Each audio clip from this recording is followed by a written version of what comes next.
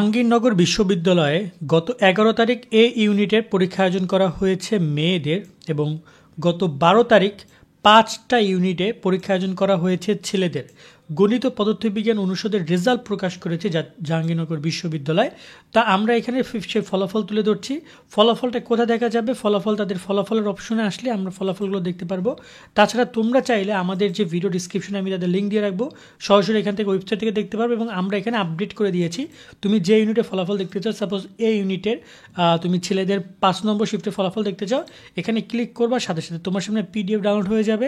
দেখতে পাচ্ছ এ ইউনিটের এবং ফিফথ শিফটের এখানে তাদের ফলাফলগুলো তোমরা আশা করি দেখে নিতে পারবো এখান থেকে।